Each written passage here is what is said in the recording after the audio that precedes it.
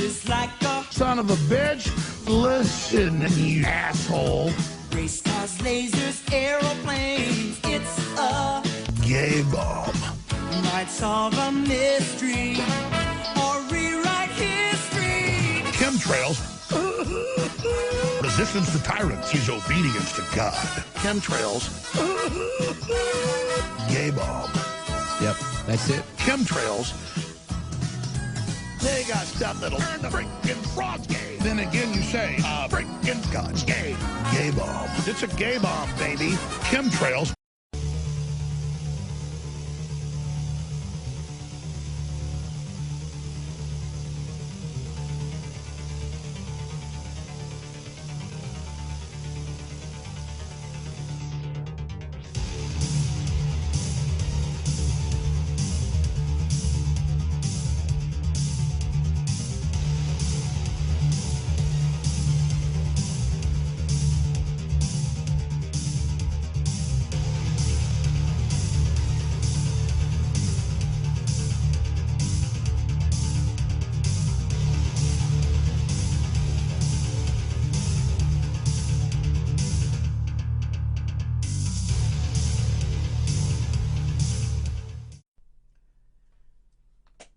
Hello again, friends and enemies, and welcome to The Quiet Place. Jeremy Maddox here.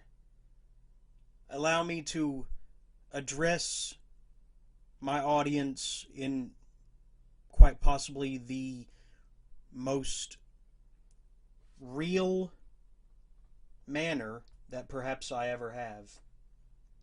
I stated recently that a family emergency has come up, and it has caused me to have to step away from the show more than usual. I am far from depleted on ideas for this show, I could not stop making lists of ideas for guests, for different show themes, just everything under the sun. You know, I've had big plans for this show that I want to grow it, eventually. But all of that came to a halt when, about a month ago, my mother, who had been home from the hospital from a previous minor surgery for a few weeks, she was having trouble breathing. And it so concerned me that I had my fingers on the dial of the phone. I was ready to call 911, and she kept saying through gritted teeth, "No, I'm not going back to the hospital. Don't call. Just don't worry me. Just sit down," And as she thought that it would go away. She thought that this would go away. She was having trouble breathing. She was gasping. And I sat there frozen, trying to weigh what few options there were. I stayed by her bedside for approximately 10 minutes, waiting for this to pass as she said it would, and it did not. And then I saw her try to use a remote on the television, and it was backwards. And she thought that she was turning the channel. And then I knew something is terribly, terribly wrong here. And my first instinct was, in fact, the correct one, to call 911. Whether it was, in accordance with her wishes or not. So I did. She was angry with me. And she said, "Why can't you listen?" And then she started to admit that she couldn't breathe. I don't know why it took her that long to realize that something was wrong. But thank God, thank Jesus, the ambulance came. They got her into the ambulance. She asked for water before they loaded her in, and then he said, "All right, no more water till the doctor sees her." that kind of confirmed for me that, this, we were in for a long and arduous process. And I mean, you always know in the back of your mind that something is going to happen to your loved ones one day to remove them from your equation. But you always think that, it's some far off distant land, some far distant time that you will never reach somehow. Um, we kind of try to place the inevitability of our own mortality on some indefinite hiatus. We try to put some hold on it. But I realized in that moment that the clock is ticking for all of us, and I was disturbed. I drove behind the ambulance the whole way and waited in the lobby in quite possibly the most desolate, barren, monotone half hour of my life. I waited. I looked around me at other souls that were waiting for a yes or no on whether they would see their loved ones again in that emergency room. And I saw the receptionist at the front desk and how calmly she dealt with all of us, us hopeless masses. And I couldn't understand how she came to this job every day with such a sunny disposition, although I realize she has to. I tried to make phone calls to the most important relatives, and I struggled for words.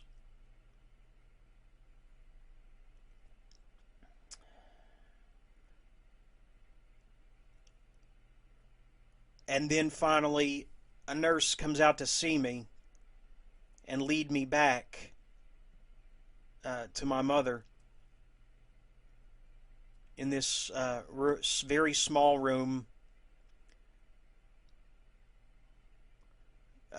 with a glass, partition, I guess you would say, and a very uncomfortable, bed and a bench.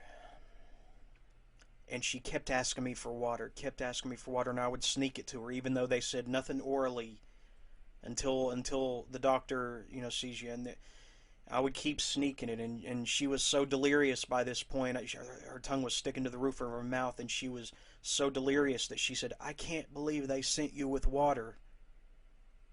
As if they had made a special call to me to bring her water. I don't know, but it was frightening, guys. And I'm signing release forms that I don't fully understand, and they're coming on with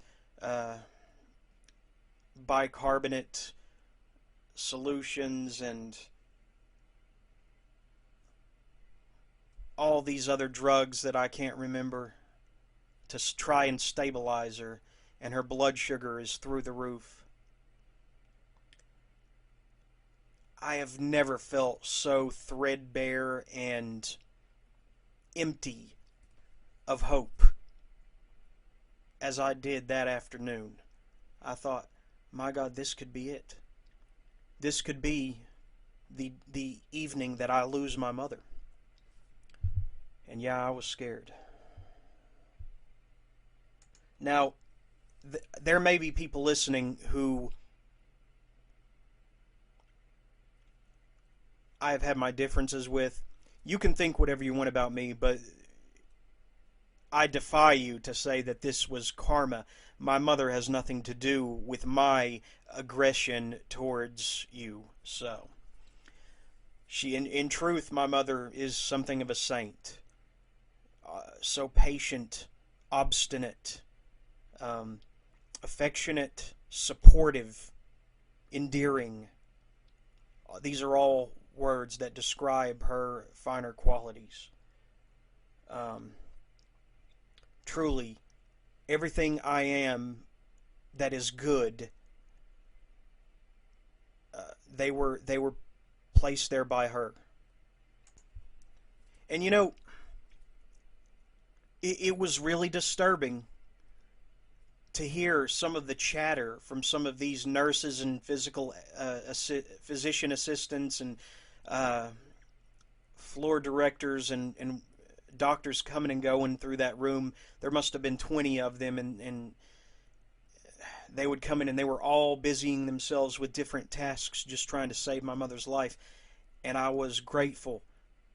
I would have complied with them on anything at that point. I truly believe I would have complied with them in any way to save my mother at that point. But it was disturbing to hear one of them say off to the side, as if I couldn't hear them, "It's okay, I was supposed to be out of here 5 minutes ago." She was concerned about the shift change in the midst of a woman whose life was hanging precariously in the balance, and that deeply disturbed me. Not that I haven't had my own problems with not being relieved of shift duty when it was time to go home at my own workplace. I totally understand, but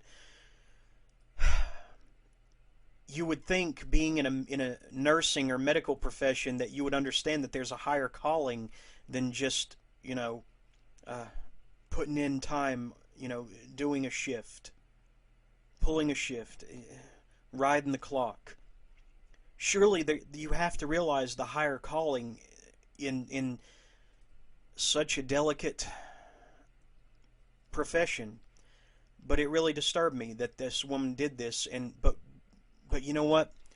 I tolerated it, and the reason is because she, though begrudgingly, because she wanted to get out of there and go home, she stayed. And when Mom was pulling out her some of the lines,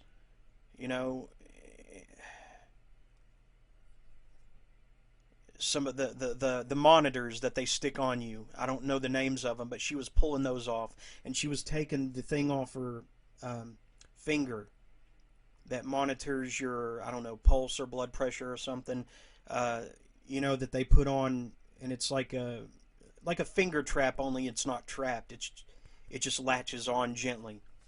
She kept taking that off, and this frustrated nurse kept reapplying it, and she was fixing her up with all these things that would, bring the blood sugar down and stabilize this. It was insane. It was insane, the amount of drugs flowing through her in just that first hour or two. But this nurse, she said, "It's okay, I was supposed to be out of here 5 minutes ago. So I can stay." And I see the guy, I see another nurse, a male nurse, tell her, "Well, regardless, she's going to pre-op in next, so get ready." And I appreciate that guy for hopefully snapping her out of it and helping her realize, reminding her that her job is to save lives, or at least stabilize them, and he walked me down when they were moving her to surgery, because I think at that point they had a good idea of what was wrong. He walked me down to the elevator, and he talked about, I like to play listener sometimes with people who I can tell are frustrated, and I listened to him complain about his own shift problems and how he was in for 6 more days of this straight, working, I don't know, 12 to 16 hours at a time. And yeah, that's a lot. That's a big workload. I understand. And I was sympathetic while he was wishing me well with my mother's well-being. And he walked me into this waiting room. And guys, I don't have to embellish any when I tell you just what a gut punch it was. when he patted me on the back, wished me good luck with my mom, and for the rest of the afternoon and into the evening and into the middle of the night and even to 6 a.m., I sat in that waiting room completely alone. The lights would periodically dim. I think every half hour the lights would turn back on and then they would dim again in 30 minutes. And there was something so comforting yet so frightening about being in that room, that giant sprawling waiting room, completely alone by myself, watching a fish tank, holding my mother's purse, wondering if I'll ever have the chance to give it back to her. I think a security guard walked through once and told me that there was a room for free coffee next door if I needed it. And I sat there watching the fish tank as the lights would turn on and off periodically, and waited by the phone for the call from the special number that would tell me, whether my mom was getting out of there or not. And where I use nasal spray so often, I mean, it started to clog up in a way that, it felt like there was, a wooden barrier between me and my nasal passages and oxygen. That was a pain in the ass, For the first time I drank coffee. I hate coffee. But that night I drank it because I didn't care. I needed something.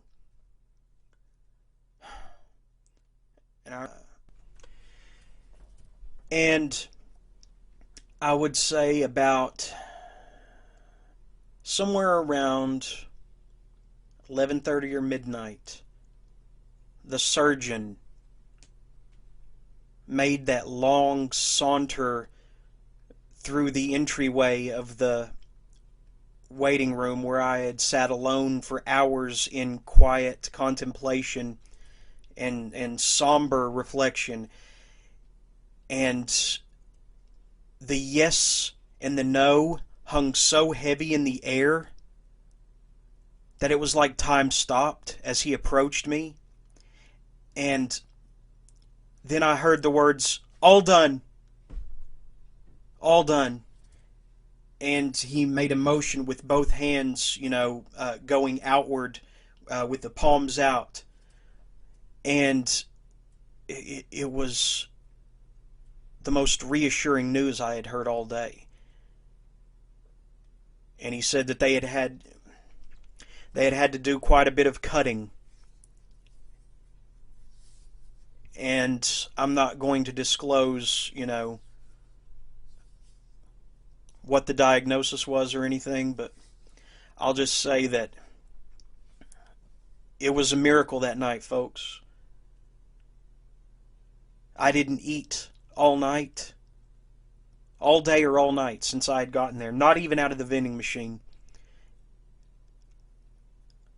I didn't the second or third day either, till I recall.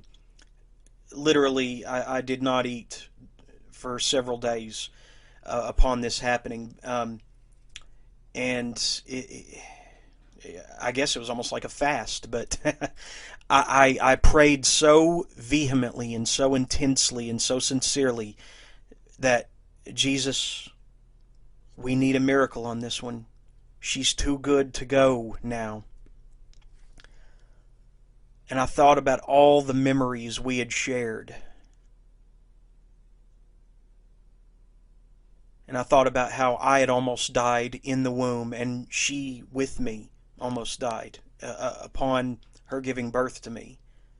I remember her telling me of it. I don't remember it per se, but I remembered.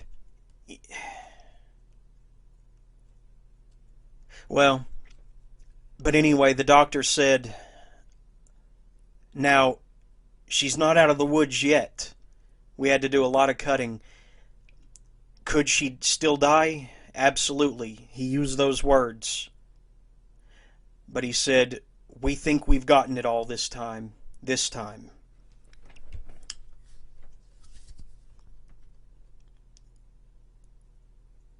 He was so reassuring and matter of fact that the fact that he said, "Could she still die? Absolutely," it didn't totally register with me.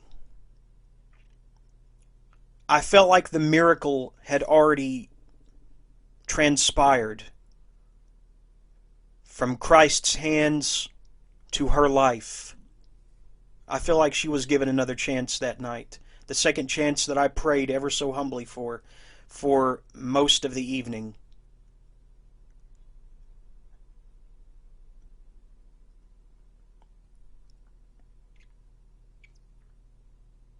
And about 7 a.m., other family members started to pour into the waiting room. And it was the oddest thing that not a single other soul other than the doctor and the security guard had wandered through there that night. I was all alone for an entire night, and it was so cold. So cold. And I didn't even care. I just sat huddled in the corner, like holding myself and thinking. And it's like when Mom was struggling to breathe when we first got to the emergency room. I swear there was this exchange in our eye contact that it was mutual. The look of pain and uncertainty locked on her face. I could see her life flash before her eyes. I don't know how else to describe it, but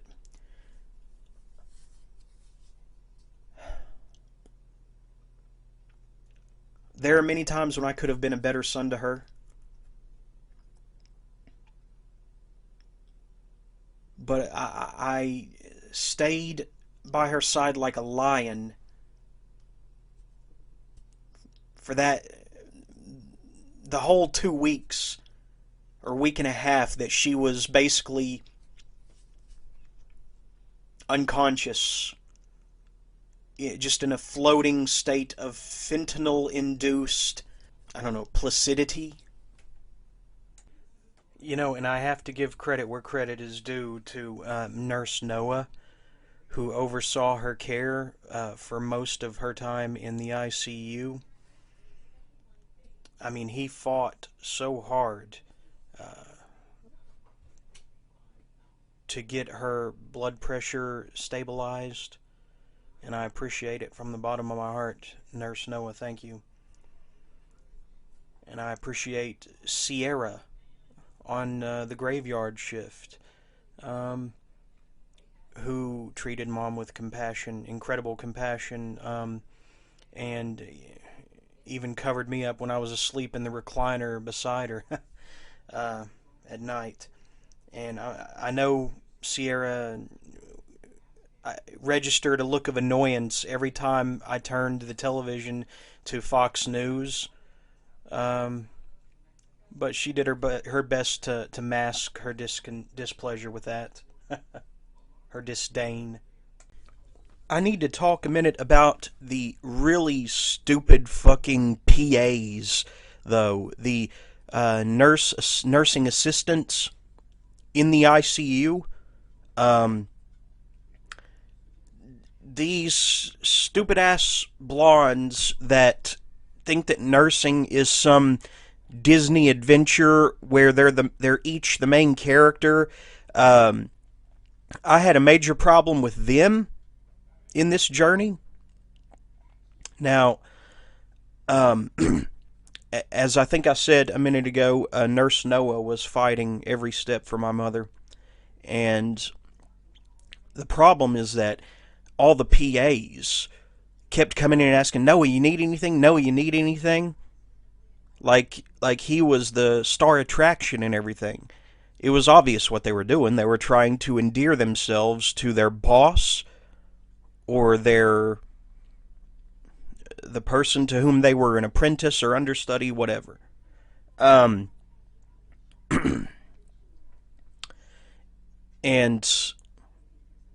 he was so focused on healing my mother and getting her levels, her vitals, corrected, that he just kind of brushed them off, and at one point, this stupid short blonde walks in, and she says, "Hey, did you get any of that pizza in the break room?" Right there in front of, my unconscious mother.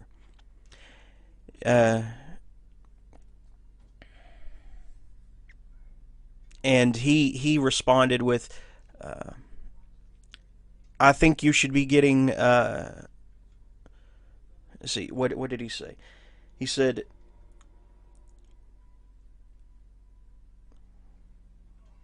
"I think you should be getting those papers ready," I think is what he said. Basically, in other words, don't worry about the pizza, don't worry about me, just focus on your job. So there you go. And there was another occasion. And it's amazing how these people talk as if the patient and their family are not in the room. I realize they get used to talking openly and on the fly. But I remember at one point, this brunette, who I never saw again, sauntered in to talk to Noah. And she was asking him this and that about how what he was going to do to Mom's many problems. And he responded with a straightforward plan for everything that reassured me and apparently made the girl wet. Because after everything he said, she said, "You are awesome. You are awesome." Like, like she was just blown away and she was coming on to him right there in the room. And I remember another PA came by at one point and asked, who was over everything, and he said, "Oh, I am the one," Nurse Noah said to her. And she came in there and she asked about moving the position of the bed. You know how those hospital beds, you can adjust them by remote, how they lay. She moved Mom into a position where she was way high up off the floor. And I don't know why. I don't know what purpose it served. But Nurse Noah immediately corrected it by moving it back. He said, "Honey, you've got her way too far up. That's not going to be comfortable." And she says, "Yeah, I kind of know my, levels or something. Whatever." I will end this monologue by saying this. No woman has ever made me happier than my mother. No woman has ever tried to. No woman has ever tried to compare to my mother, and she can't. And if that makes me Norman Bates, then I'm fucking Norman Bates. Would you like a room at the Bates Motel? I don't give a shit. I am a proud mama's boy. Forever. And if that means I miss out on marriage, then I miss out on marriage. Until I can find a woman who matches the saintly grace of my mother, that's how it's going to be. I'm a proud mama's boy. And family is the most important thing. So I probably will miss out on that. But anybody can start a family, but can you keep a family? That's the question. Anybody can start a family, but can you keep it together? Now, with that in mind, I'm going to take you now to an interview I did recently with the director of a very quiet but profound film called The Man from Earth, written in the 60s on the deathbed of science fiction author Jerome Bixby, and Richard Schenkman adapted it, I think back in 2007, 8, something like that. And it's about this man this teacher who quietly sneaks away from his, goodbye party among the teaching staff and his friends. And as he's going home to pack his bags and leave quietly, he is surprised by the whole, cadre of teaching staff and friends, that want to catch him in the act of leaving. He invites them inside, and for the afternoon, he regales them with a tale of why he's leaving, that he has in fact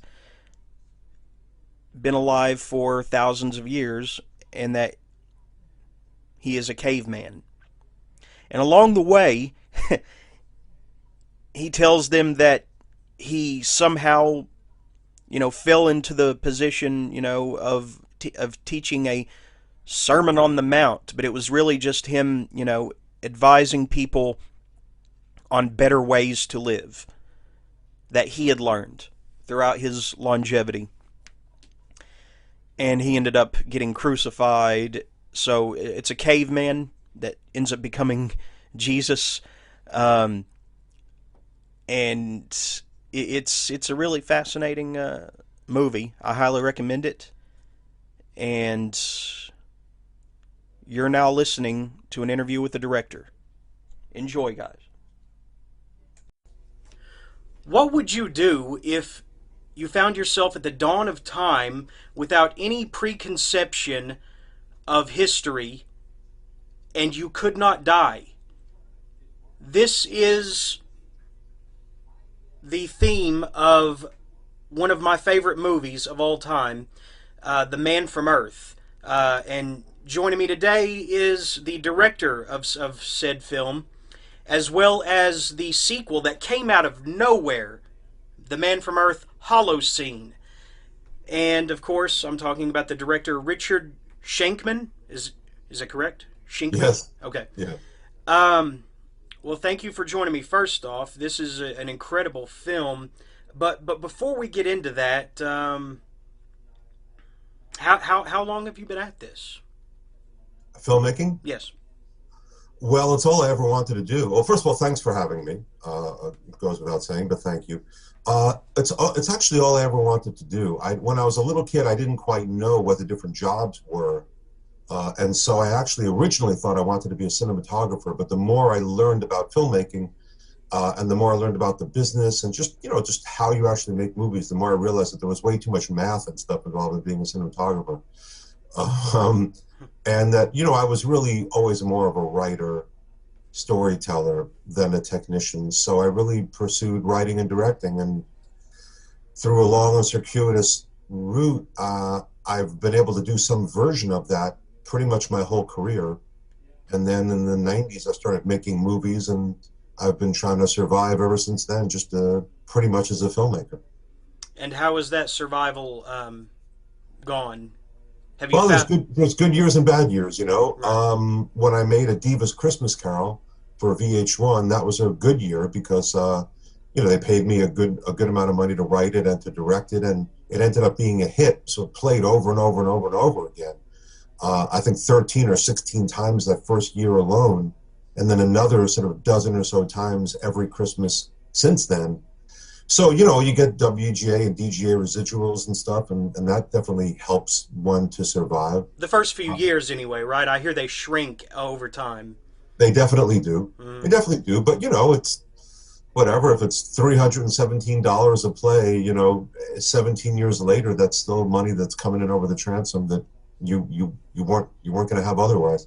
Mm. So yeah, there's good years and bad years, and it's funny how people, just the general public and the audience just has no conception of. They all think we're Dwayne Johnson making $20 million a movie, And, nobody is Dwayne Johnson making 20. He's not even making 20. I mean, even if he makes 20 million a movie, he has given 5% to his lawyer, 5% to his business manager, 15% to his manager, 15% to his agent. For all I know, he's got other people, his publicist is probably getting 3% a month. Like so much of it right off the top is just gone before you even get to taxes and all the staff you have to maintain. But that's him. That's Dwayne. That's the biggest movie star in the world. Then there's guys like me that nobody ever heard of who make these little low-budget independent films. And, a friend of mine wrote Sharknado. He wrote the first couple of Sharknadoes. And, people just assume it made him a millionaire, but that's just, it could not be more untrue. If anything, it made him a cult figure, but not. It's probably more of a reputational thing, right? Yeah, I mean, that's why you have people that I would consider very talented, famous actors going to horror conventions and selling autographs for $25 or $35 a pop, because you just don't make as much money doing this as people think you do. And that's one of the reasons I have tried to reach out so much to the pirate ecosystem, because a lot of these people just assume if your name is on a movie, you're a millionaire. And I've been trying to say to them, it's not true. I'm a working stiff just like you. I don't get paid a lot of money for my job, and I work real hard, and I have a kid, and I'm trying to keep my kid fed and trying to keep a roof over my head. And it's just not, none of this is as lucrative as you think it is. So when you watch our movie for free because you don't think content should cost anything, just bear in mind that that's real people that you're taking from, real people who are working stiffs just like you, who show up at work every day, only their job is doing one thing or another on a movie or a TV show. But, very, very, for every Greg Berlanti or Ryan Murphy who becomes, a 100 millionaire on the strength of these TV shows, there are hundreds of people on those shows who are just working stiffs. Is Ryan Murphy a millionaire? I just assumed he blew it all on coke. I'm sorry if that's inappropriate, but I just... Well, he just signed a $300 million deal, so I'm guessing he's okay for a while. Wow. I mean, just the manic atmosphere of Nip Tuck, I seem to recall. I just assume that's where a lot of his money goes. But I'm probably not being fair to the guy. I mean, it was entertaining. I'll tell you what, I started my career at MTV, and I used to do some really wild stuff, and I got asked all the time by fans, by executives at MTV, what I was smoking, what I was doing to get those ideas, and I didn't do anything. I mean, I'm not against drugs, I just don't happen to do them. It just came from my imagination, just stuff that I thought would be cool or funny or whatever. And, it's really fun to think of wild stuff. And I would argue that people that are actually taking drugs are probably thinking of pretty boring stuff. I have spoken with creative people who think that drugs, now they're few and far between, but they think, at least one author has told me that he thinks drugs are a cheat and that he likes to work for that epic moment, that revelation, So he writes totally, teetotally sober. But I have to say, in relation to what you were saying about reaching out to the pirate, what was you called it, the pirate ecosystem? I did. You caught me. I could not wait for some sort of on-demand release or something. I had to scope out this film because I did buy the original, The Man from Earth, and it just captivated me. I actually bonded with my family members over this movie just because, everyone can take something away from it. This man who is, well, should I set up the synopsis for those uninitiated, or do you want to? I'm happy to do it. I've done it plenty of times. Basically, a college professor in his mid to late 30s is packing up his stuff in his remote cabin in California, and his friends all show up. His friends are all basically fellow college professors from the small community college that he teaches at. and they're wondering why he's leaving. You know, he walked out of his own goodbye party. He's packing up his stuff, he's going. He's been there almost a decade. He's popular. He's beloved by his students. And he just basically says, well, I like to move on every so often. And they push him and they push him because that's not a satisfactory answer. And finally, he looks at them and he says, you know, I've never tried this before. Okay. And he decides to basically tell them what he says is the truth. And that is that he moves on every 10 years or so when people have started to notice that he doesn't age. And that, in fact, he's 14,000 years old. And he allows himself to be interrogated by them, even though he, you know, says right from the front, you know, I don't care if you believe me or not.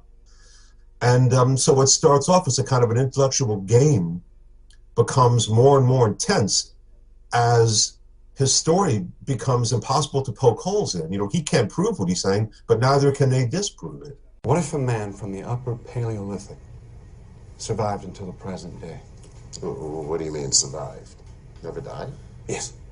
What would he be like? Oh, I know some guys. You ever been to the Ozarks? It's an interesting idea.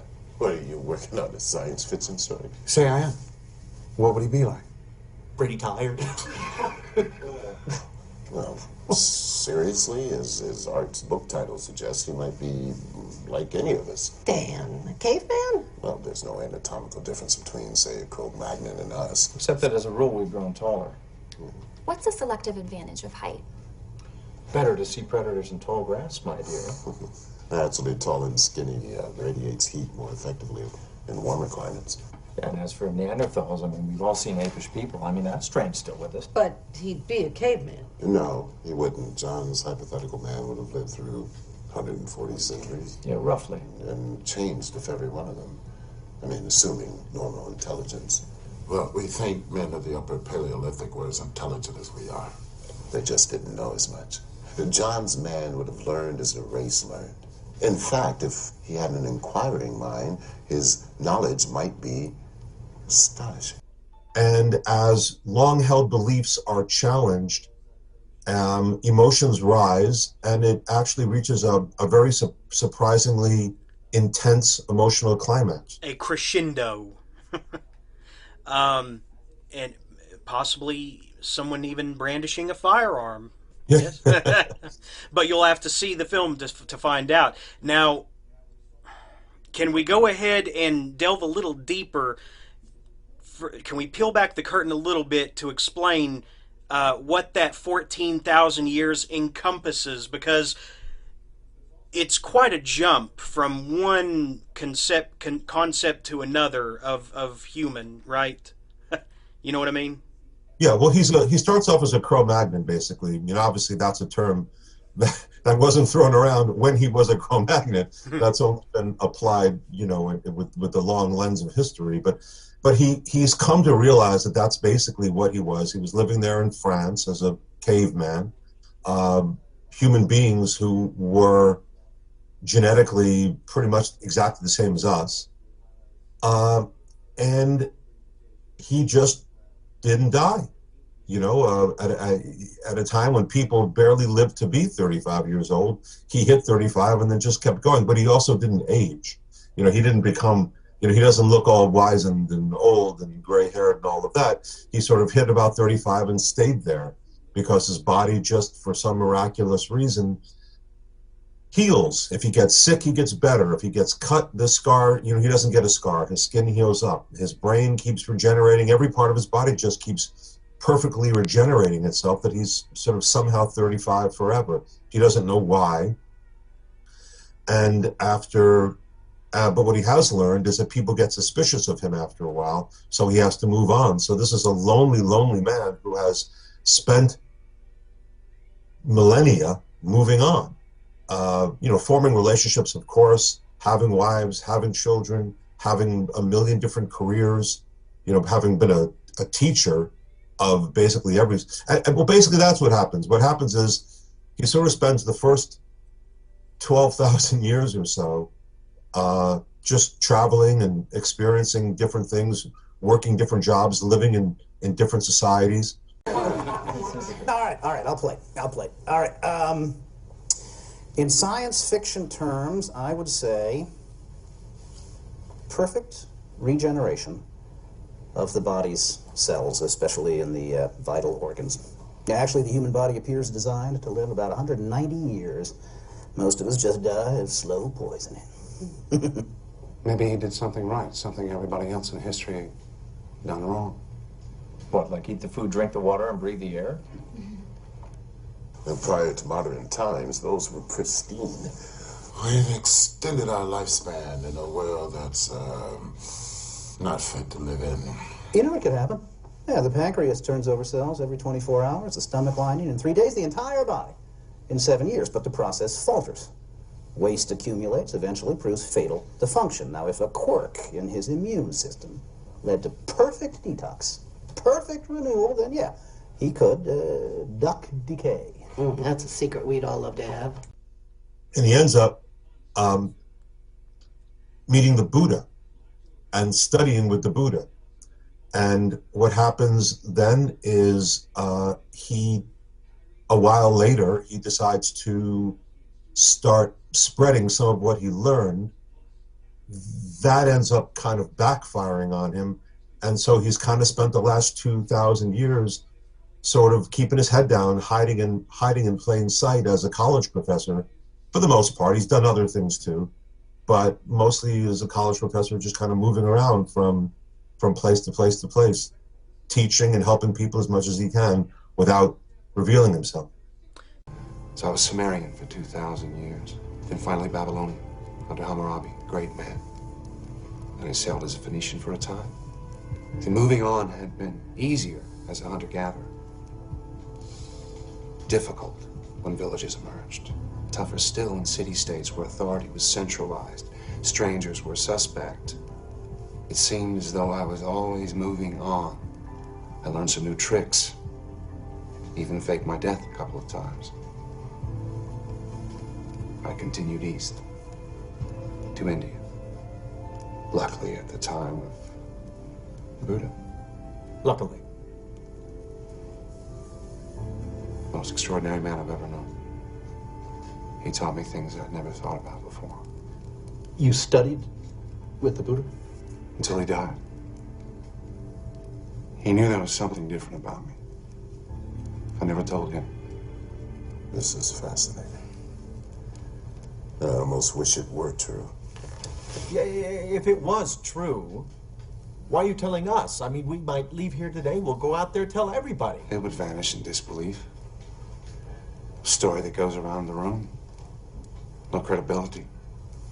Even if I could make you believe me, in a month you wouldn't. Some of you would call me a psychopath, others would be angry. And you know, it's interesting that... Hello? Yeah, can you hear me? Hello? Hello, hello. Hello? Sorry for that technical difficulty there, folks. There, you get a sense... Oh, for goodness sake. What I was about to say was, there is this vibe as he unravels his story to these people that he's come to call friends. There's this serious vibe of a Last Supper, you know, that you know, it's like a goodbye to not disciples, but I mean, you know, there is that parallel of people that he considers close, you know, companions. Was that intentional? I think so. It definitely has not a funereal aspect to it, but what's the word I'm looking for? Sorry, lost the word. When people, you know, when people are basically saying goodbye. Again, remember, I did not write the original screenplay. Jerome Bixby. He finished it on his deathbed, correct? He did indeed, on his deathbed, and then his son Emerson basically typed it up and started showing it around. And I got my hands on it first, I guess, a long time ago, maybe 1998. And I was interested in it then, but Emerson was in business with another person who basically didn't want to let me have the script because I was just too small time. I'd only done 1 or 2 movies at that point. But then they shopped it around and nobody else wanted to make the movie the way Jerome had written it. They wanted to expand it, open it up, add flashbacks, action scenes, whatever. So nothing ever happened with it. And then back, 2005, 2006, I got back in touch with Emerson saying, hey, I don't know if you remember me, but I really loved your dad's script. And he said, oh, I remember you, all right. You're the only director that ever wanted to make it just the way he wrote it. So he agreed to give me the script. I agreed to only make those changes that I had already told him, were small things I thought needed to be fixed. And so I did that work and then went ahead and made the movie. What were some of those changes? So I guess what I'm saying is, I can only infer what Jerome was thinking when he was writing it, unless it's something that he and Emerson happened to discuss, and Emerson could tell me his father's perspective. But for the most part, I'm like everybody else. I have the script and I interpret it as best I can and bring it forward. So he sailed with Columbus. Yeah. Well, no, he didn't sail with Columbus. He had the opportunity, to sail with Columbus, but he turned it down. Okay, he was a Sumerian, a Babylonian, a Phoenician, an Etruscan. I mean, he had the best of the best of every culture in his longevity. So I think obviously he found his way into the Roman Empire at some point. If the parallels to Jesus are there, that's not spoiling anything, is it? Yeah, he definitely found his way there. And where then he was smuggled after faking his death into what? Where? No, I don't think he was smuggled. I think he did that all on his own. He didn't have help. He just disappeared himself. Okay, I thought he used the word smuggled in this. Anyway, I love the play structure, the screenplay structure. I mean, obviously, it all takes place in and around this quaint little quiet secluded house. And there are a few action sequences where a friend is testing his reflexes and gets taken down, and again the firearm. But it's so intimate, that you don't really need all that. So when Holocene comes around, it really surprises me how it kind of branches out and takes it into the outside world. I mean, it's like we break out of the house and we see like a three-dimensional man from Earth, and that's fascinating. Well, there were two approaches, right, that one could take if you're making a sequel to The Man from Earth. One is new house, new people, same conversation. Just in effect remake the original film. The same sort of claustrophobic aspect, the same real-time dynamic of people just sitting around having a conversation. And there are a lot of people who feel that's exactly what we should have done, and in fact that Holocene is a tremendous disappointment to them because it opens up the story. But at the same time, when the original came out, a lot of the people who criticized it criticized exactly that, that the whole movie was just 8 people in a room talking. So I thought in terms of trying to satisfy audience expectations and also try to make a movie that I personally thought was interesting. The goal was to try and marry the two together, to try to honor the scope and structure and vibe of the original film while also opening the story up to a reasonable degree. I thought it was important to see more. We've been told now that John's a great teacher. We've been told the students love him, but wouldn't it be interesting to kind of see him in action? How is he really as a teacher? How do his students respond to him? How is he in the context of a relationship? What happens when he begins to realize, oh, it's getting to be that time again? Just thought that was, very, very interesting to explore. But still, it was important to me to make sure that at least part of the movie was still going to recover that intensity of just the claustrophobic conversation. So I wanted to make sure that there was at least one sequence in the movie that had that feeling. And then the other thing to bear in mind is that Holocene was conceived, I don't know, when I was a kid and they wanted to introduce a new show like The Hulk or The $6 Million Man or a lot of these movies, a lot of these TV series, they would start with a TV movie. They'd start with a 90-minute episode, and that would be the sort of the pilot, or that would be the jumping off point. And then after that, you'd have these hour-long episodes. That's what, in fact, what I was trying to do here. Holocene is meant to be the 90-minute first episode of a proposed series. And that's why the ending is open, because the idea was that you would you'd watch this and you'd think, oh, what happens next? Then you'd come back next week and next week and next week, and it would kick off a show like Kung Fu or The Fugitive or The Hulk or Highway to Heaven or any kind of an anthology show where week to week our hero stumbles into these new circumstances. He meets people, he tries to help them, but at the same time he's kind of on the run from people who are after him, and he's on the run towards his destiny. Yeah, so a serial basically, right? Yes. And yeah, the ending to Holocene is very, very open. How is that pitch going? Do you have any news on that front? Is it destined to become a TV series yet? Are you shopping it around? Not yet. I have not had the opportunity to shop it. It's the business is very strange. There are lots of gates and walls up around all the places you want to get to, and that's very much by design. And there are very limited ways to get through those gates. There are gatekeepers, and unfortunately, gatekeepers have to let you in. And so far, even with all of the popularity of The Man from Earth all around the world, and with the fact that I've made a number of movies at this point, I have not yet been able to get in past the gates and pitch the show.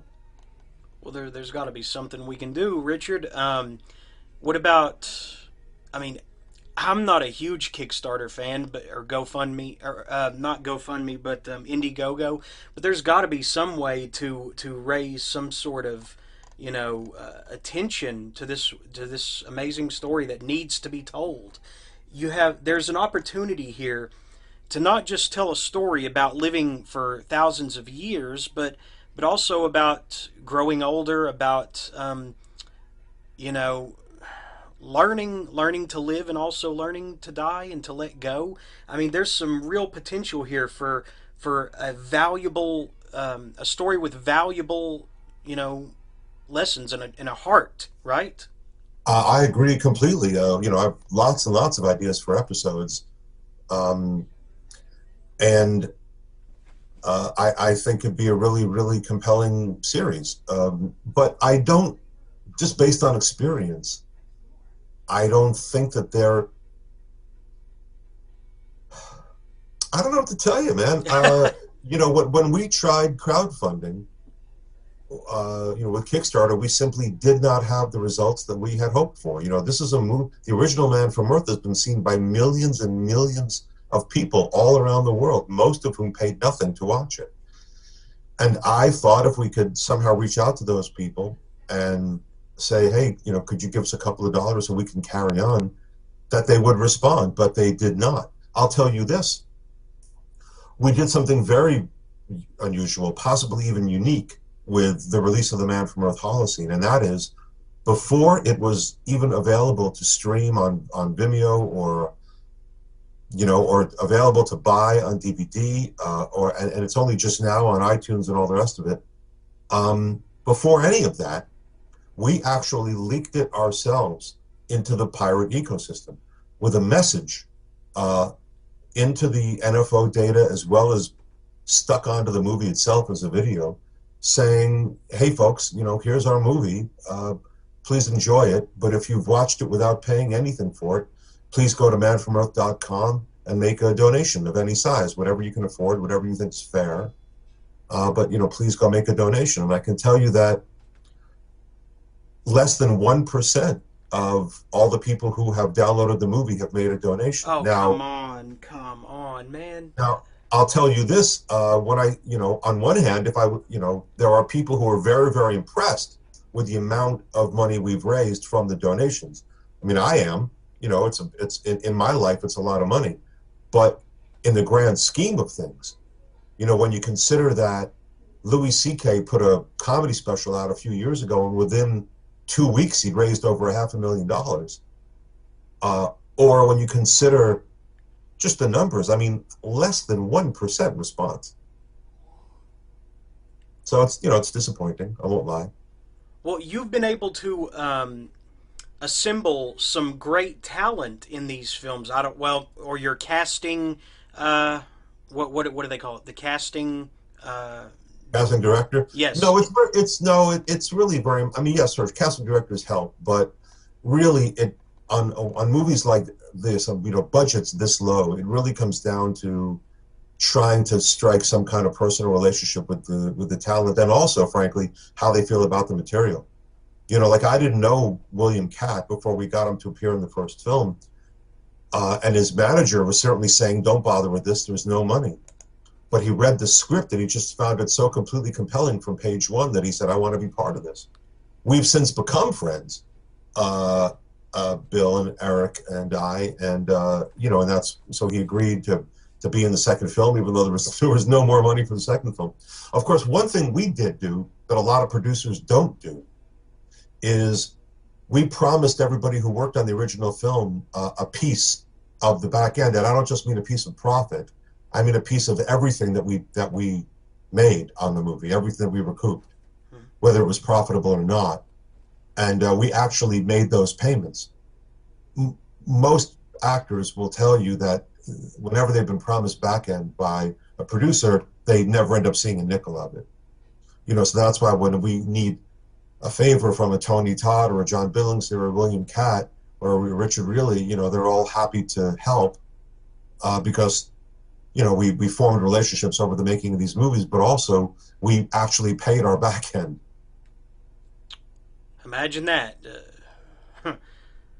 Standing by your word. That's a rare quality in these strange times. But what about science fiction conventions? Jerome Bixby was a screenwriter for The Twilight Zone for a time, right? I mean, surely there's enough history there, and everyone's familiar with the fact that he wrote it. He began it in the 60s and finished it on his deathbed, right?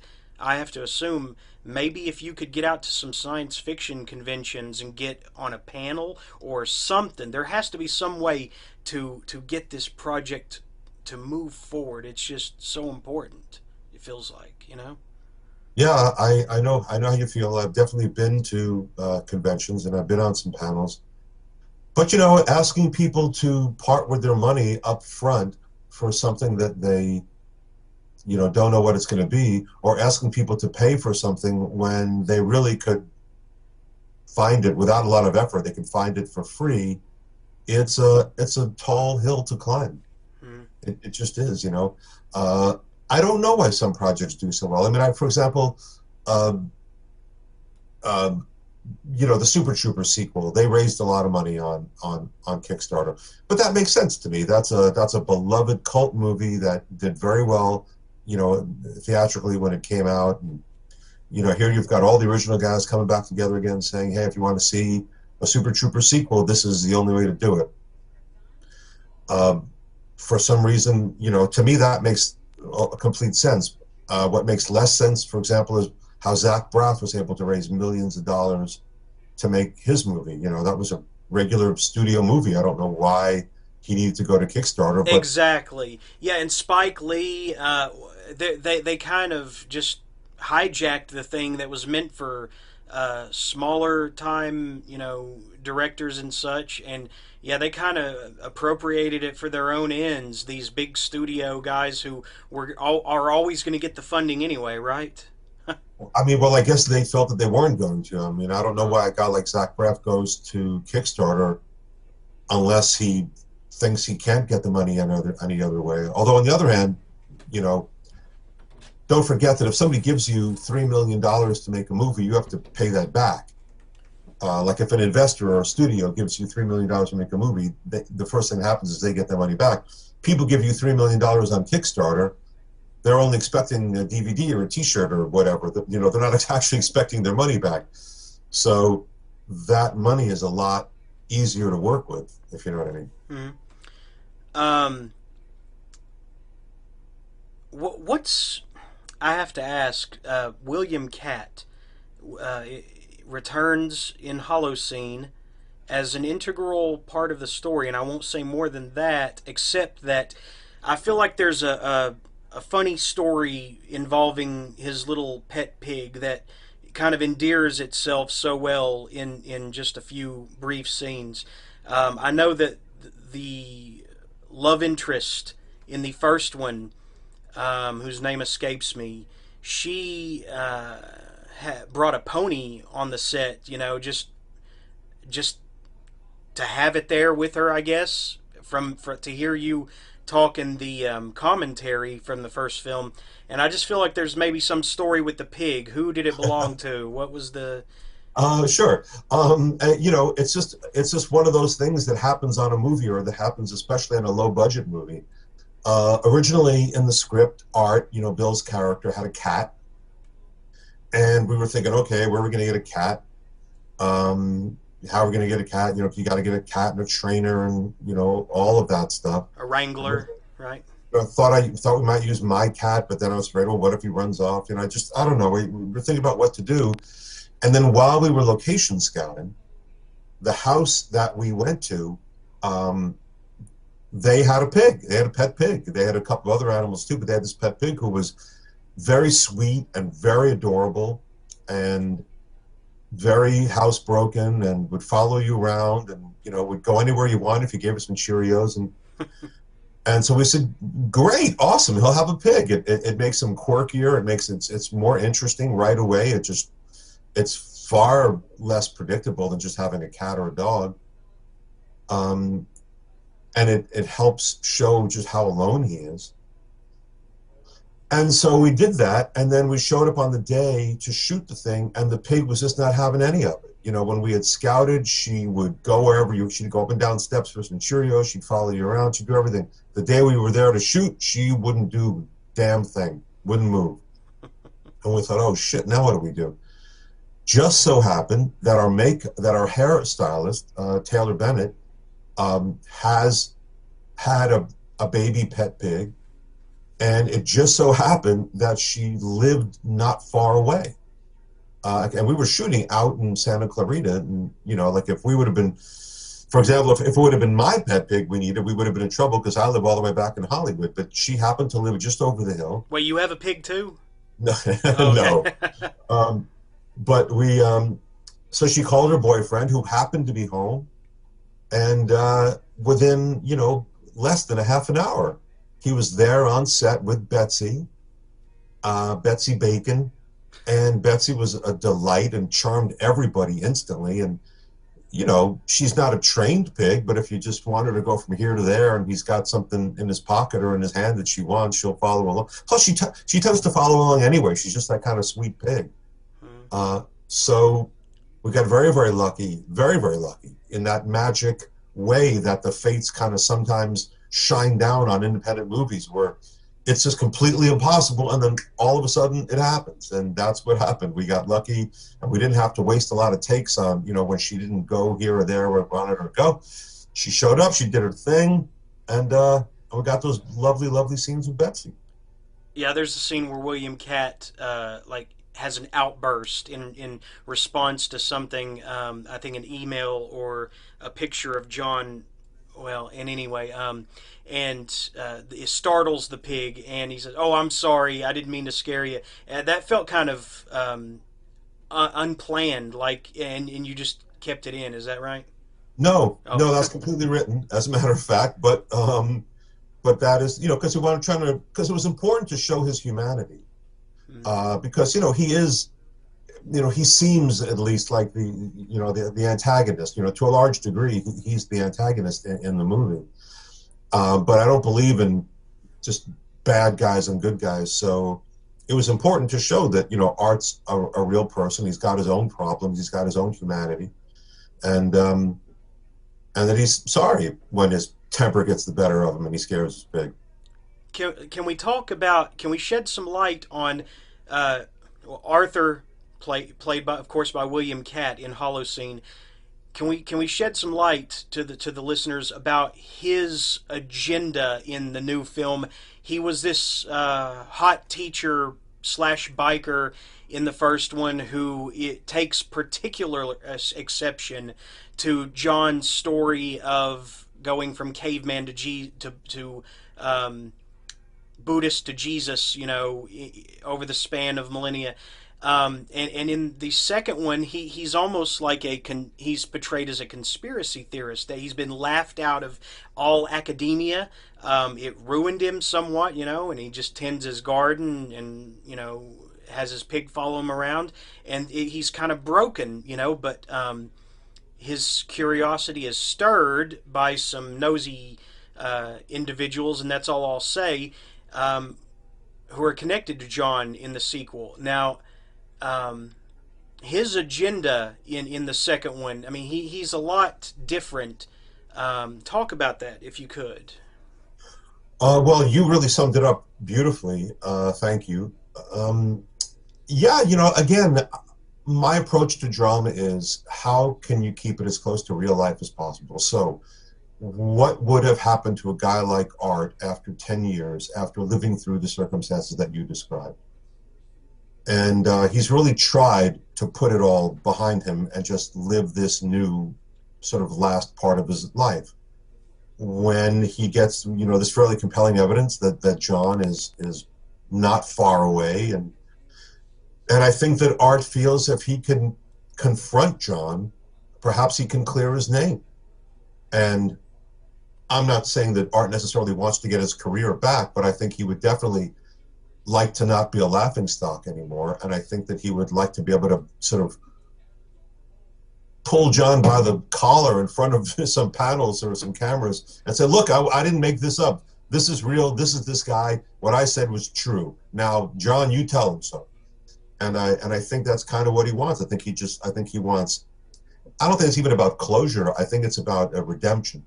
There's a duality there, because it definitely comes across in some later scenes that there's still some, you know, goodness past the bitterness a little bit, that he can kind of, you know, go either way. But I do see a redemption in his story arc if this project is allowed to progress at some point.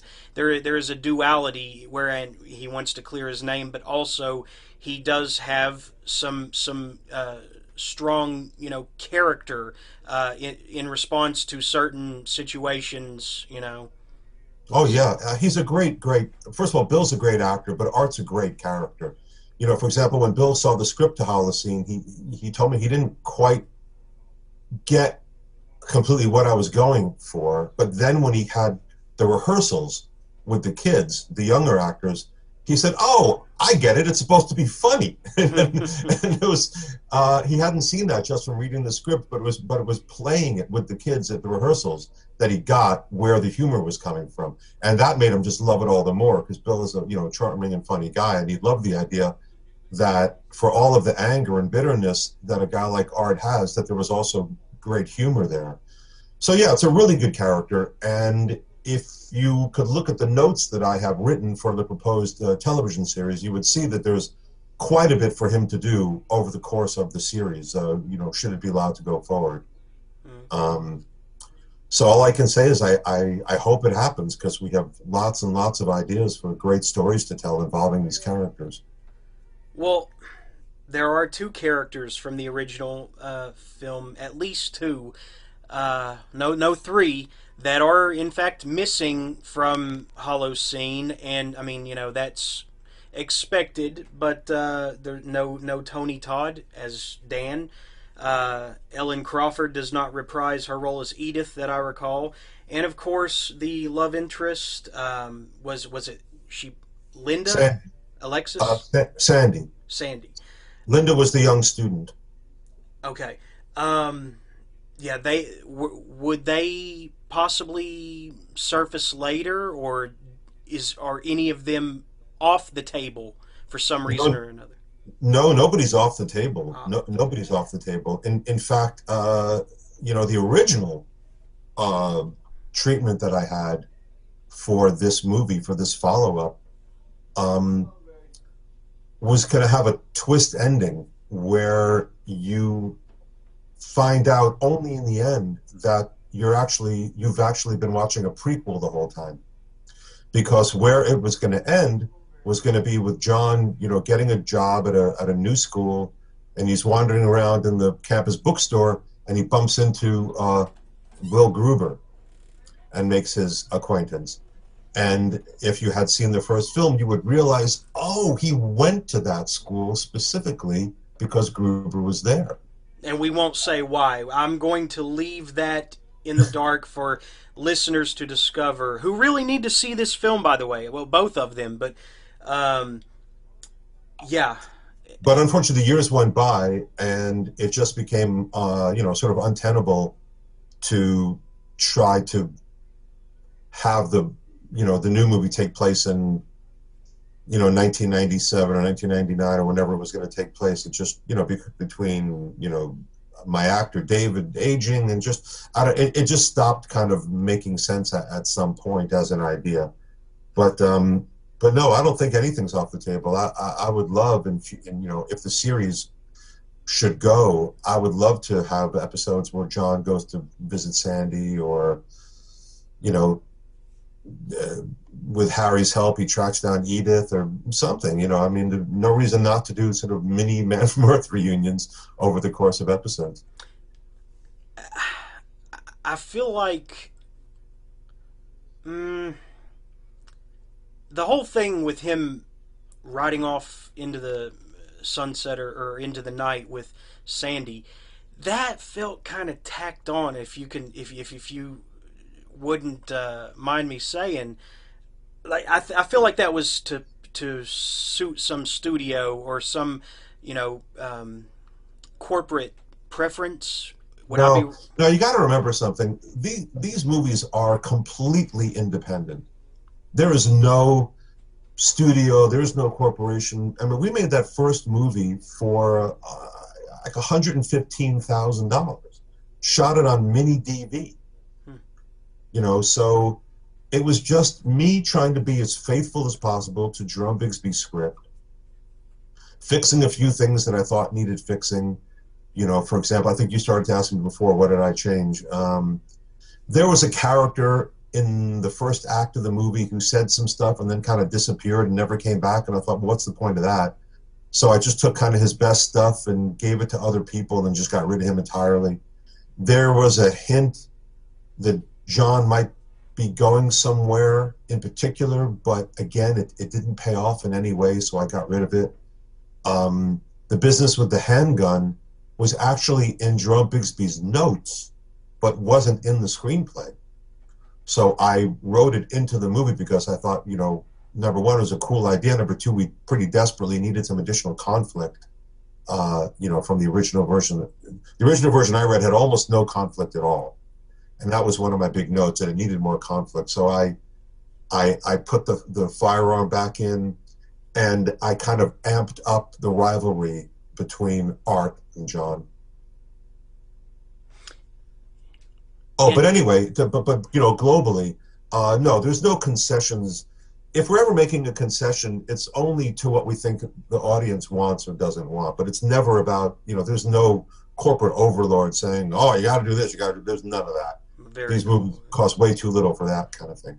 Well, she must know that there's no future for him when he's done this, for so long, and he detaches himself, as we see with, you managed to get Vanessa Williams for the Holocene.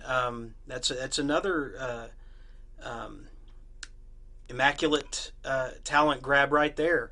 And he's very cold and clinical when he detaches from a love interest because it just has to be done. He has to break away. He will outlive them, and he is at peace with it somewhat, and they just don't want him to go. I mean, he's made a lot of women happy and miserable through many thousands of years, but it just felt like, I mean, a fling at best, and then he ends up leaving her anyway. You mean with Sandy in the first one? With Sandy, yeah. Or you know what? It felt very real to me. Basically, this is a young woman who is in effect saying to him, "I will not take no for an answer. I know what the limitations are. I don't care. This is what I want." And I think what I thought the ending of that movie was saying was, in a moment of pain and weakness and vulnerability, John is saying, "Okay, fine. If that's what you want, sure. Let's go." He's not saying to her, "Oh God, Sandy, I love you more than anything. I can't live with it." He's not saying that. He's not. He's telling her, honestly, "I've got feelings for you. Enjoy spending time with you." But she says, "Well, I'll take that.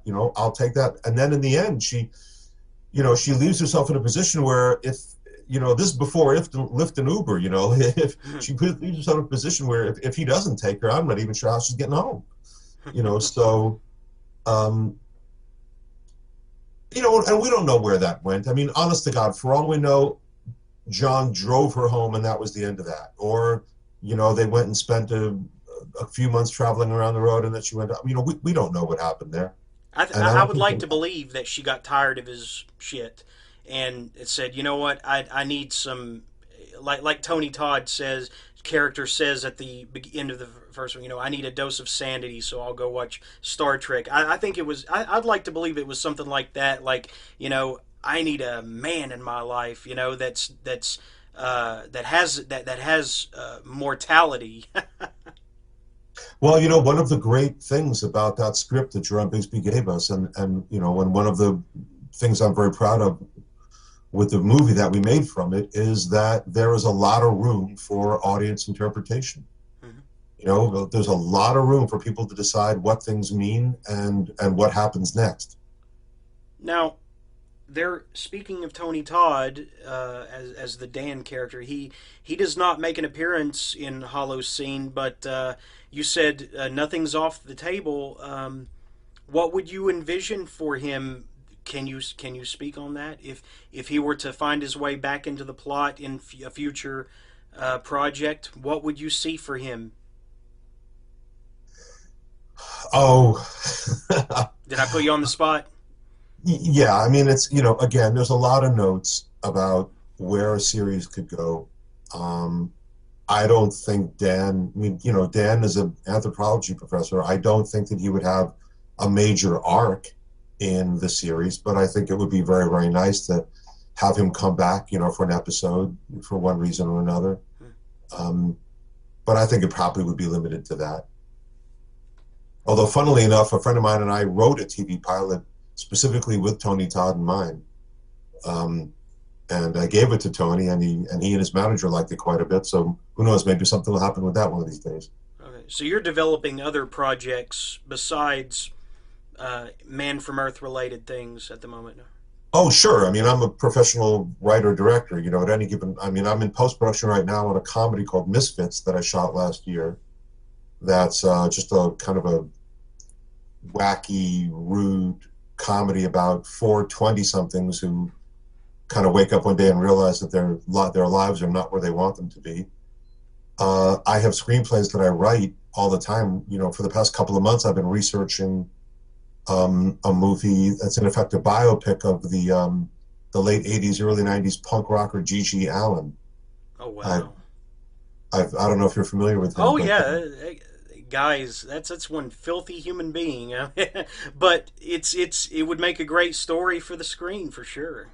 So I've been asked to do that. So I've been, but I was not a fan originally. So it's been an enormous amount of research over the past couple of months. But I'm working on it now. That's a project I'm working on right now. And then, of course, as a director, I remain open and available to to other projects. If somebody wants to hire me to direct their movie, it's something I'll very seriously consider. I mean, I have directed, like Misfits I didn't really write, and there's other movies I've directed that I didn't necessarily write.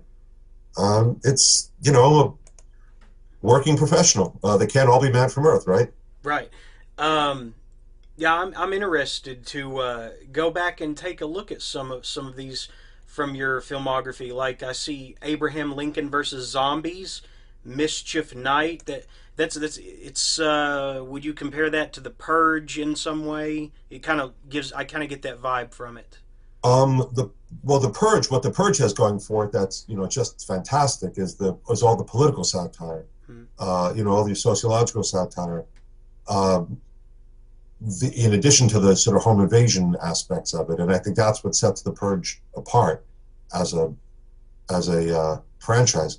Mischief Night is very, very, very stripped down, kind of the original Strangers meets Wait Until Dark, basically.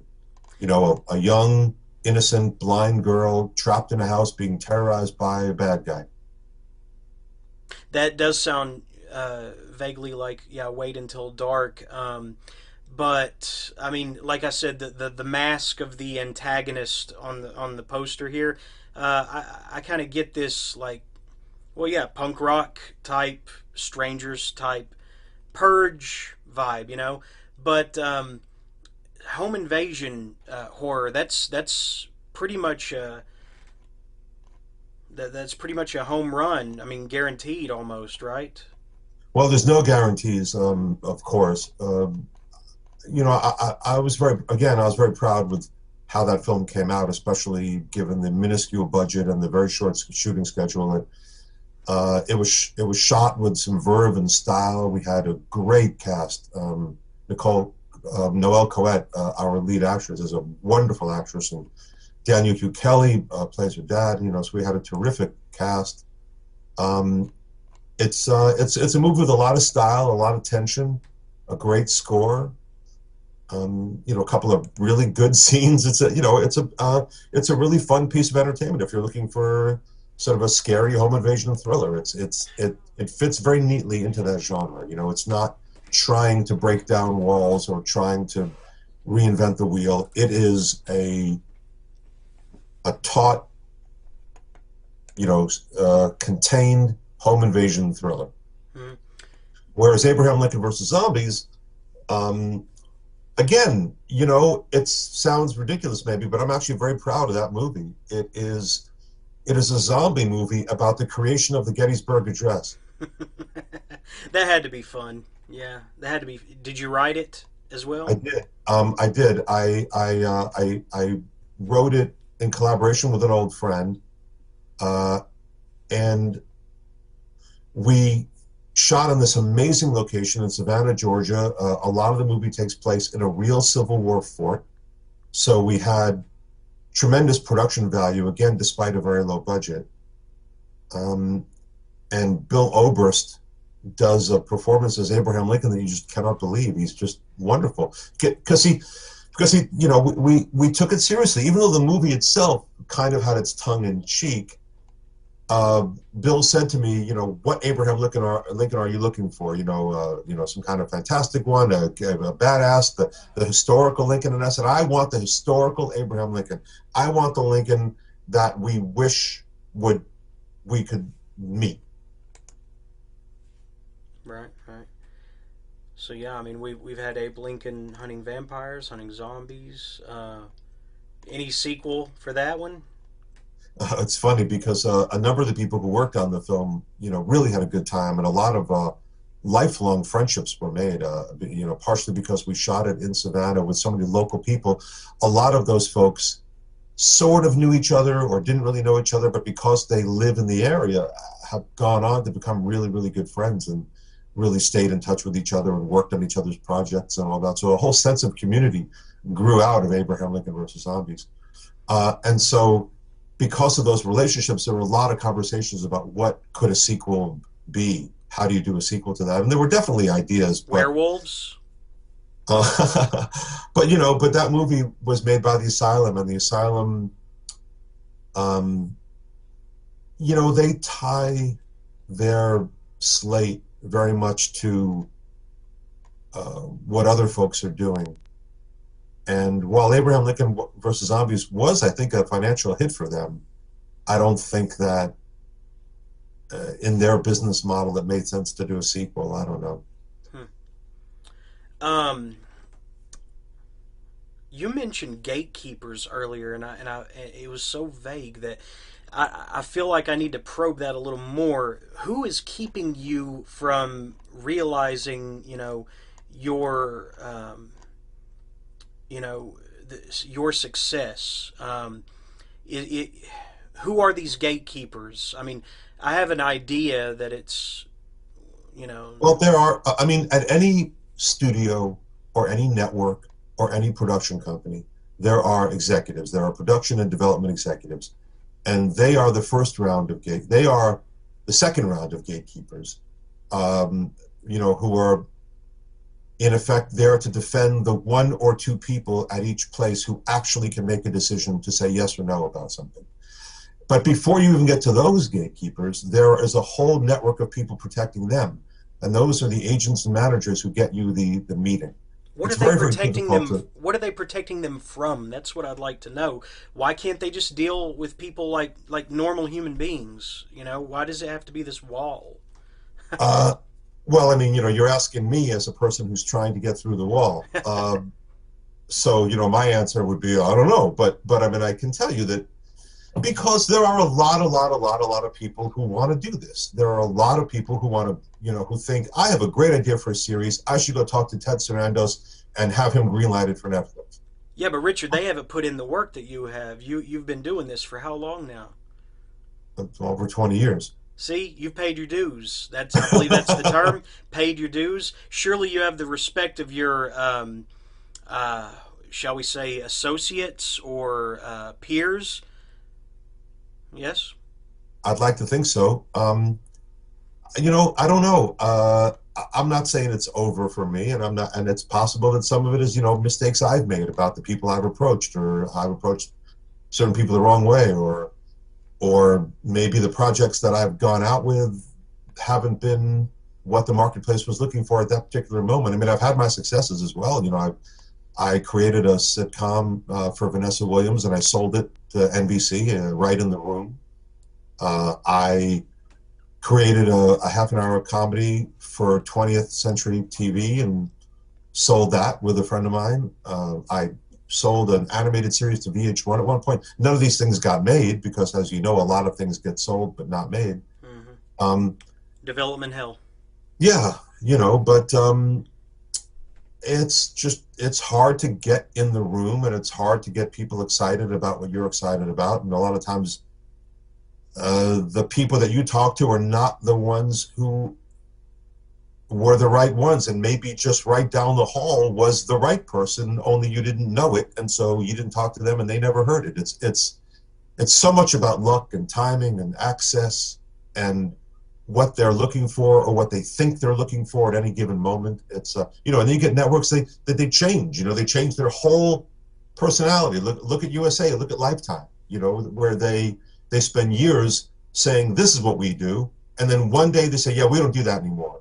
And so now the 100 scripts that they've been developing for the past year, they're all thrown out. Now they want a whole bunch of new things because now this is who we are. That's a drag. They even have a term for it, the slush pile, I believe. That's how it's termed with, in the literary world, the publishing world, is the slush pile. I guess it's development hell in film and TV. I don't know. But by the way, when you said you worked for MTV developing weird out there stuff, did you ever work on Liquid Television? No, that was after my time. I was at MTV in the very, very, very beginning. From when the channel first launched for about its first 5 years. Because that was some out there stuff. That was way out there, way over my head. But I really, really would like to see something come out of this Man from Earth Holocene. And you keep mentioning... I mean, for example, here's what people can do. A service, a platform like Netflix has a page right at their website where you can write in suggestions. You know, if enough people wrote to Netflix saying, I want to see a Man from Earth series, they would consider it. If enough people wrote to Amazon and said, or Hulu, and said, you guys really should do a Man from Earth television series, they would consider it. You say millions of people saw the original film? Absolutely, millions. I mean, look at it this way. Do you have Netflix? No, I'm a bit behind on the tech, but Well, most people, you know, I know have Netflix, and if I say to them, hey, how often do you rate something on Netflix? They usually tell me, oh, never. You know, most people, maybe 1 out of 10 people say, yeah, I rate things all the time. So, see, in a that's universe, starving the artist, man, right? I'm just talking about rating it, giving it 1 star, 2 stars, 4 stars, whatever. Yeah. So The Man from Earth was streaming on Netflix for a few years. You know, that's all, just a few years. And in that time, in a universe where nobody ever rates anything on Netflix, it got 605,000 ratings. So to me, that means there were several million views on Netflix alone. And that doesn't even count all the people that, you know, bought or rented a DVD, all the people that streamed it illegally, all the people that downloaded it illegally.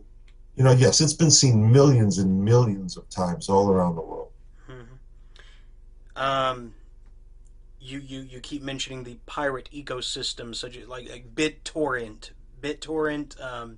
all the sites that that stream movies that are not theirs to stream.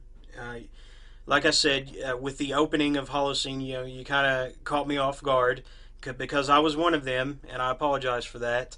But as soon as I'm able, I will definitely be purchasing this film because it was enjoyable. Now, it was a departure from the original. It wasn't as intimate. It was more wide open.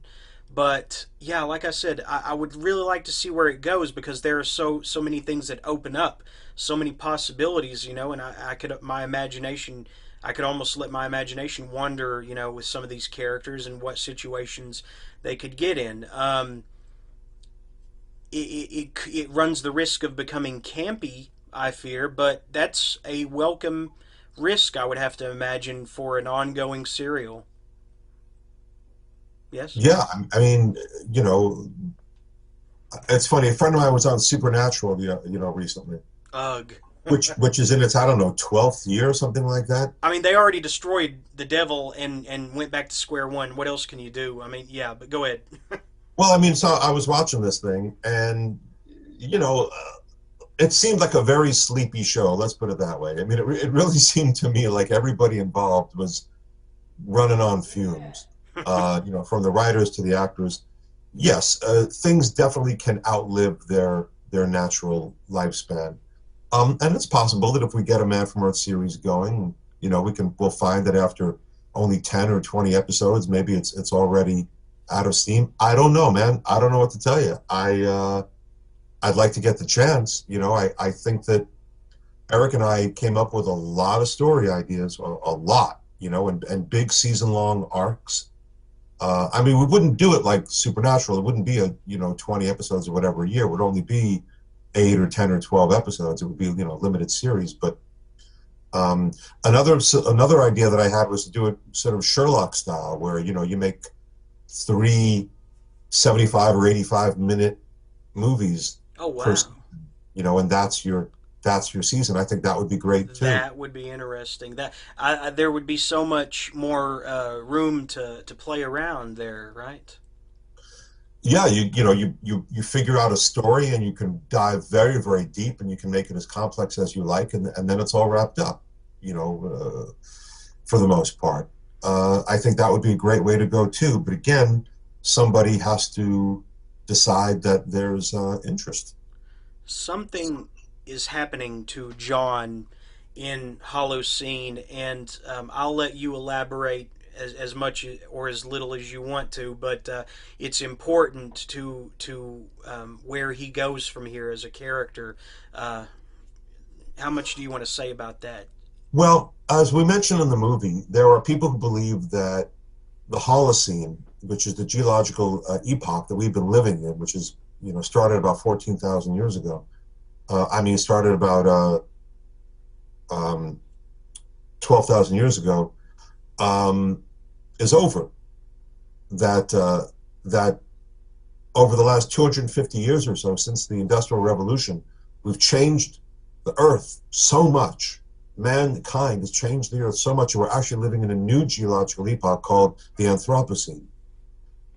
And that something like that could have a big impact on a person like John, whose existence is so tied in with the planet. I mean, he is called the man from Earth.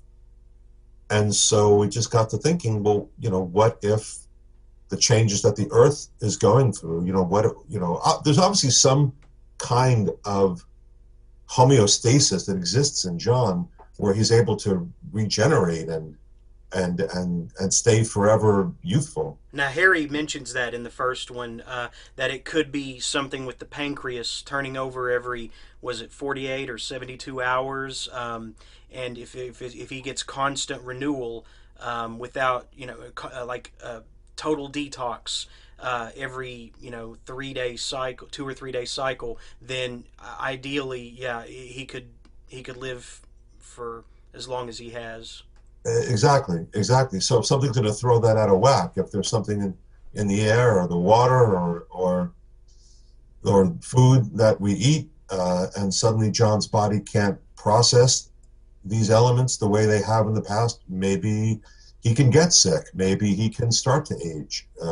These are compelling things for a guy like John. And then in terms of the future crises, in terms of his character, how does he feel about that? Is John somebody who is going to welcome death after this unnaturally long life, or has he gotten addicted to being alive? And in fact, the last thing he wants is to have anything change.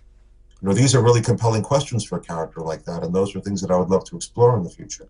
Addicted to being alive. I've never heard such powerful words assembled before. It's that I mean that is some a powerful mantra there.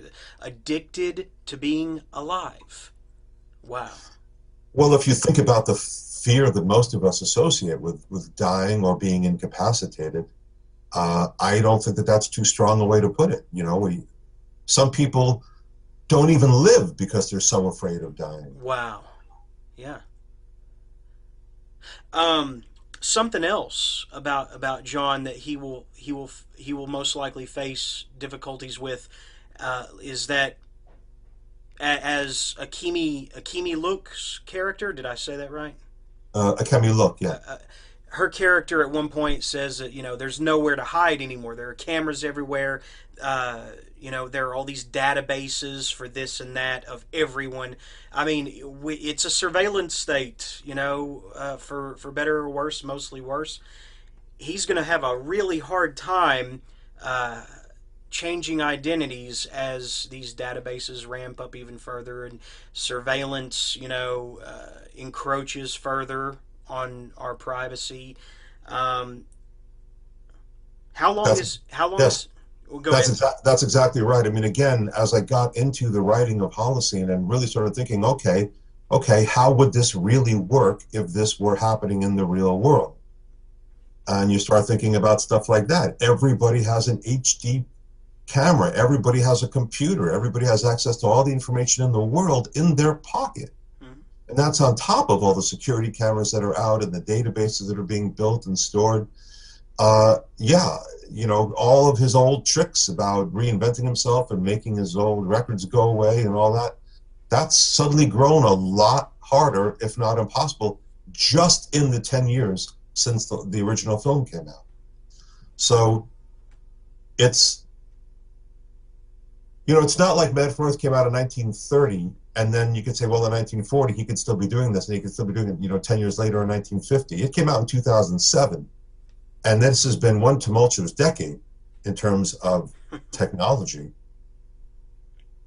Yeah, 5 years ago, I mean, the comparison is night and day in almost every way, isn't it? It is indeed. So that's why, as much as there is a question of the air and the food and the water and all that. There's also this whole other side of the equation, which is technology. So what does a guy like John do? Where does he hide? Does he hide? Does he reveal himself? Those are all questions. I'm about to wrap up, but just humor me a little bit longer, because I would like to know, how long has John been in America, in that fictional world? How long would you say that he has? I believe he says in the original film that he came over with a bunch of immigrants right after Van Gogh's death. Mm-hmm.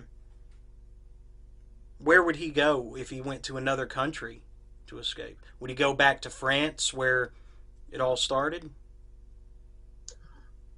I don't know. I mean, I guess there's two ways of looking at it. Does a guy like John go to the most crowded place he can find in the hopes of disappearing into the crowd? Or does he go the other direction? Does he go live in a solar-powered cave in British Columbia so that he can try to live off the grid and hide? I think it's pretty clear that a guy like John does not, while he does need time alone, I think he craves the company of other people as well. So I don't know how it would work out for him to try to live as a hermit. Mm-hmm. But again, these are the kinds of questions that I would love to explore moving forward. One more thing. He continuously assumes the role of teacher, but has he ever, and this may have been addressed in the original, I don't quite recall at the moment, but did he ever fight? Was he a military guy at any point? Was he in any wars? Or did he... Yes, he mentions that. Yes, he sailed as a Phoenician, but he's definitely been in war. I don't think he's been in war necessarily in modern times, but I think in ancient times he participated as a soldier. Mm-hmm. Okay. So, in closing, Richard, and I thank you greatly for this hour. What can anyone who hears this, sees one or both of these films, what can they really do? I mean, they can donate on your website. The central place for everything is manfromearth.com. It's just manfromearth.com. And if they go there is, number one, there's access to watch both movies through the streaming service of Vimeo. There's links, I think, to buy the movies at Amazon. There's behind-the-scenes information about the movies. Very, very shortly, we're going to be offering some rare collectibles. I've got some signed DVDs and some signed posters that we're going to be selling. Probably the soundtrack as well.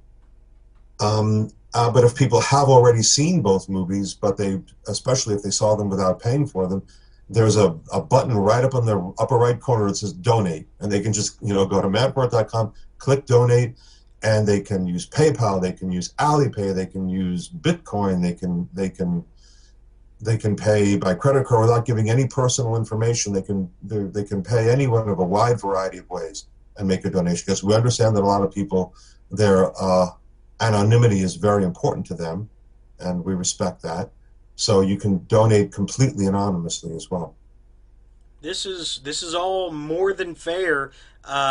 If those millions of people are out there who saw Man from Earth, the original, and enjoyed it, took something away from it, if it touched their life in any way, and they're curious to check out Holocene, I can tell you, it is different, but it's worth experiencing, and I think that you have some great potential with this thing if you could just get these fair weather viewers on board. I sincerely hope you do, and I appreciate your time, Richard.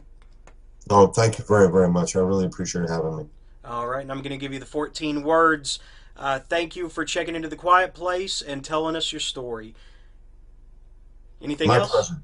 Anything else? Nope. Thank you so much. Guy met the Buddha. Liked what he heard. thought about it for a while. Say 500 years, while he returned to the Mediterranean. Became an Etruscan. Seeped into the Roman Empire. He didn't like what they became. A giant killing machine. He went to the Near East thinking, why not pass the Buddhist teachings on in a modern form? So he tried.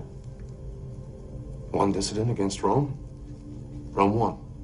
The rest is history. Well, sort of. A lot of fairy tales mixed in. And he's saying he was Christ. Oh, no. That's the medal they pinned on Jesus to fulfill prophecy. The crucifixion. He blocked the pain, as he had learned to do in Tibet and India. He also learned to slow his body processes down to the point where they were undetectable. They thought he was dead. So his followers pulled him from the cross, placed him in a cave. His body normalized as he had trained it to. He attempted to go away undetected, but some devotees were standing watch. Tried to explain. They were ecstatic. Thus I was resurrected, and I ascended to Central Europe to get away as far as possible. You don't mean a word of this, John. My God, why are you doing this? Let me see your wrists. They don't scar. Besides, they tied me. But nails and blood make better religious art. Jesus. He was black, he was Asian, he was a blue-eyed Aryan with a golden beard and hair straight out of an Al Sassoon's. He was a benevolent alien. He never existed at all. Now he's a caveman. All right, so for those of you who have stuck through this episode for its entirety, you may wonder why this is called The Goodbye Show. And the reason for that is that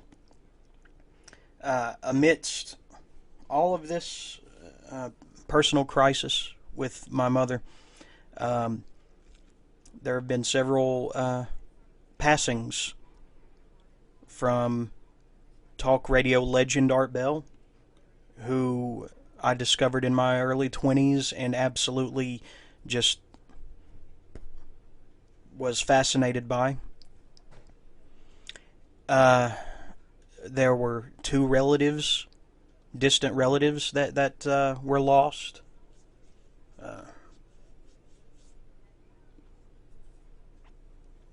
And I didn't know them too well, but, you know, it's sad any time that someone that shares your bloodline, you know, is removed from the equation. So my thoughts are with the families of Tim and JR. But also, I had to say goodbye to a longtime friend since my adolescence. The man who sold me my first comic book was The Death of Superman, John Stone, who ran, operated, and maintained the Mountain Empire Comics in Johnson City, Tennessee for over 30 years. I first went to him in 1994, I'm wanting to say, or 95. Whenever The Death of Superman was, that's my first experience with his store. I wanted to get into comics because The Death of Superman by Doomsday was a national headline, and I had only ever seen the Superman movies, and I wanted to get into reading the stories and find out who these four men claiming to be Superman in the comics were. So John Stone initiated me into comic books, explained everything I needed to know. He told me about how most collectors keep their comic books in good shape by storing them in paperbacks with backing boards. He filled me in on all everything with the storylines that I needed to know to keep up. He told me about Funeral for a Friend, those few issues that deal with the fallout from Superman's death, and how even the monsters in the sewers were mourning his passing. They weren't called Morlocks. I don't remember what they were called. Metahumans, maybe? Demi-humans? Something like that. They were like Marvel's... They were a knockoff of Marvel's Morlocks, or Inhumans. But John taught me about all that, and I was a repeat customer for over 20 years before I fell out of love with comics. I would say about 10 or 11 years ago, because nobody ever, stayed dead. There was always resurrections and cloning and time travel and alternate universes, and really just a total lack of regard for actual storytelling continuity. And that's what happens when you have a revolving door of writers forever. I think Neil Gaiman said it best: story should end. Regardless, John was always extremely friendly when I would go in that store, and I felt that he was a friend. In my 20s, when I briefly rediscovered my love for comic books, I would go in there after work, smelling of burger grease from Hardee's. And he didn't care. He would let me sit in there and just lounge, and we would carry on these elaborate conversations about everything from politics to what was going on in comics. He didn't have to, but he spoiled the outcome of Infinite Crisis for me, just because I was curious and I didn't have a lot of money on me at the time. And it actually made me want to, buy those that whole story from DC. He was just so gracious, and he was always friendly to my parents when they would take me in there as a child, and he always greeted me the same way. "Jeremy, how you doing?" It was filled with so much exuberance. He was such a great man, and a veteran too, either of Vietnam or Korea. He was such a great man, and I'm sorry to his family for their loss. I'm sorry to everyone who was a patron of his little store in Johnson City that he managed to keep afloat for over 30 years just through sheer willpower, business savvy, and cunning. And he always made a big deal about Free Comic Book Day, and he would set up the free comics outside when it wasn't raining. And he was active out there, rearranging and, filling people in on what they needed to know. I just can't tell you how much his store and his presence meant to that wide-eyed youth who first wondered, what are comic books? And John Stone, rest in peace. I'm sorry that cancer claimed another one. I'm so sorry, and you will be missed, my friend. And I'm sorry to everyone else who has loved ones in need of care, who are suffering, they're sick, they're in pain, they're scared. My thoughts are with everyone going through this. In an ideal world, we wouldn't have to, but then we wouldn't appreciate what we have if we didn't go through this, I guess. And people have their different beliefs on what constitutes a rite of passage into manhood. I don't think that it has to do with taking a journey to the West Coast or to some faraway country. I don't think it has to do with sexual conquest. I don't think it has to do with financial independence.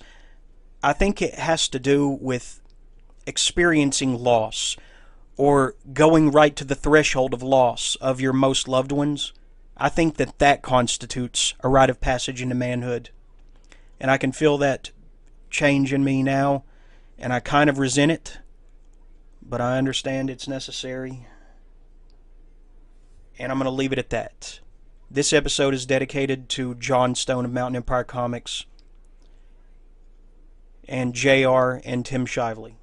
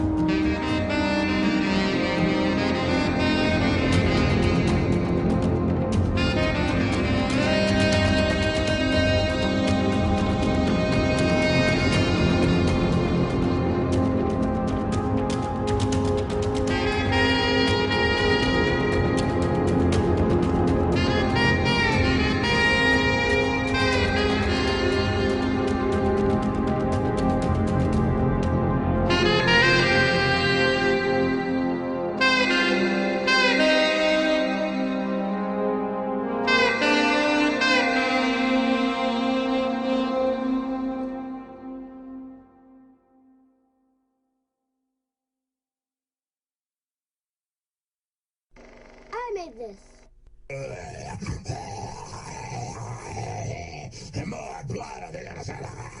You're all fucking autistic.